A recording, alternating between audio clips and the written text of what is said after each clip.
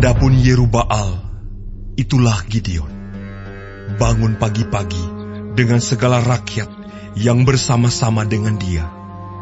Lalu mereka berkemah dekat mata air Harod.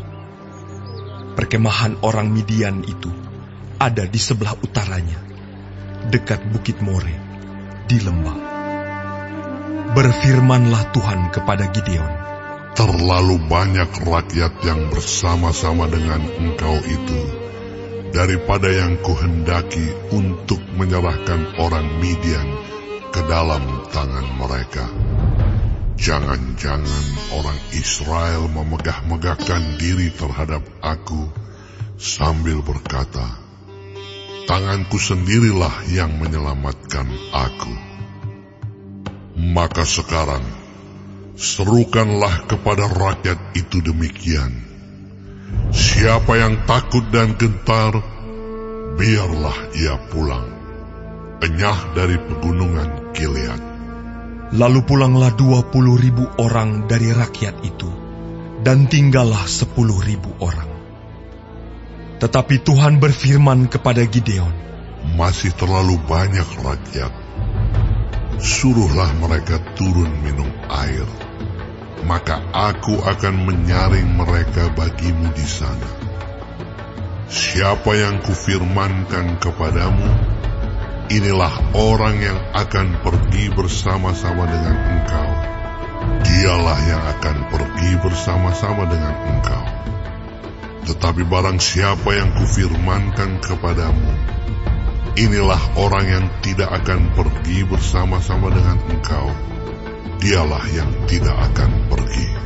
Lalu Gideon menyuruh rakyat itu turun minum air, dan berfirmanlah Tuhan kepadanya, barang siapa yang menghirup air dengan lidahnya seperti anjing menjilat, haruslah kau kumpulkan tersendiri.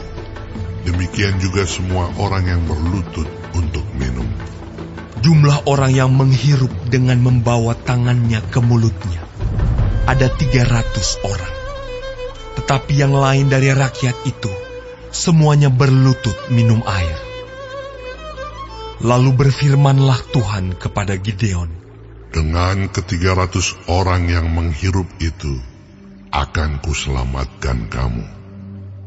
Aku akan menyerahkan orang Midian ke dalam tanganmu. Tetapi yang lain dari rakyat itu, semuanya boleh pergi, masing-masing ke tempat kediamannya. Dari rakyat itu, mereka mengambil bekal dan sangkakala. Demikianlah seluruh orang Israel disuruhnya pergi, masing-masing ke kemahnya. Tetapi ke-300 orang itu ditahannya.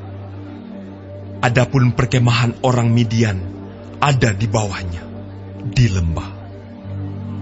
Pada malam itu, berfirmanlah Tuhan kepadanya, bangunlah, turunlah menyerbu perkemahan itu, sebab telah kuserahkan itu ke dalam tanganmu. Tetapi jika engkau takut untuk turun menyerbu, turunlah bersama dengan Pura bujangmu ke perkemahan itu. Maka kau dengarlah apa yang mereka katakan. Kemudian engkau akan mendapat keberanian untuk turun menyerbu perkemahan itu. Lalu turunlah ia bersama dengan Pura, bujangnya itu, sampai kepada penjagaan terdepan laskar di perkemahan itu.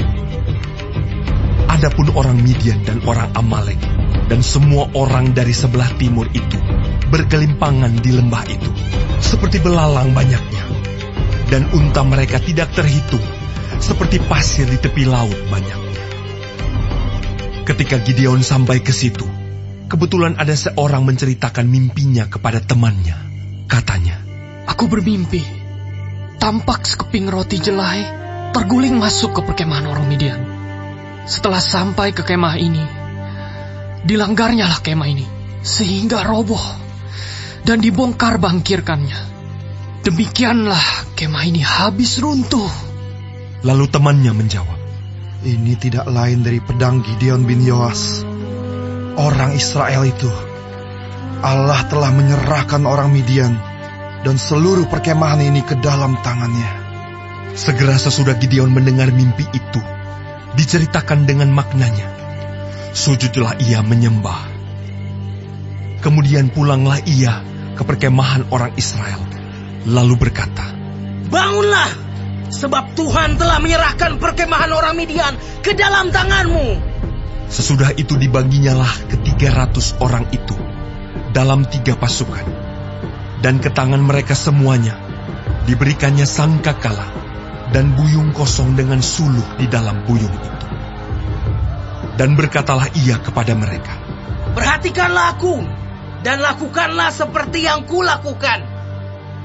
Maka apabila aku sampai ke ujung perkemahan itu, haruslah kamu lakukan seperti yang kulakukan.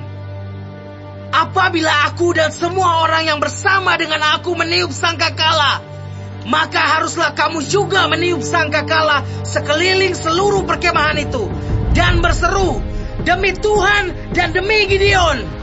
Lalu Gideon dan ke-100 orang yang bersama-sama dengan dia sampai ke ujung perkemahan itu pada waktu permulaan giliran jaga tengah malam, ketika penjaga-penjaga baru saja ditempatkan.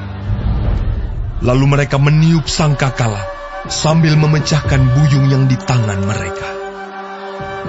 Demikianlah ketiga pasukan itu bersama-sama meniup sangkakala dan memecahkan buyung dengan memegang obor di tangan kirinya dan sangkakala di tangan kanannya untuk ditiup serta berseru, "Pedang demi Tuhan dan demi Gideon!"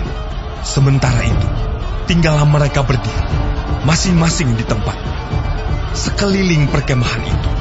Tetapi seluruh tentara musuh menjadi kacau balau, berteriak-teriak dan melarikan diri. Sedang ke-300 orang itu meniup sangkakala, maka di perkemahan itu Tuhan membuat pedang yang seorang diarahkan kepada yang lain.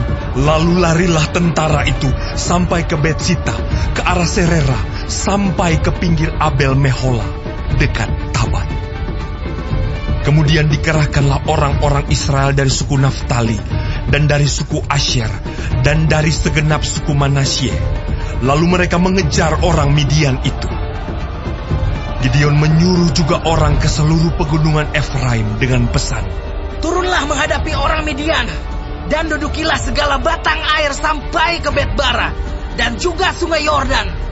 Maka semua orang Efraim dikerahkan, lalu mereka menduduki segala batang air sampai ke Bet-bara, juga sungai Yordan. Mereka berhasil menawan 2 raja Midian, yakni Oreb dan Seeb.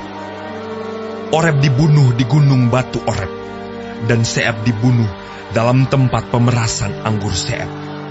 Mereka mengejar orang Midian itu, lalu mereka membawa kepala Oreb dan kepala Seeb kepada Gideon di seberang sungai Yordan.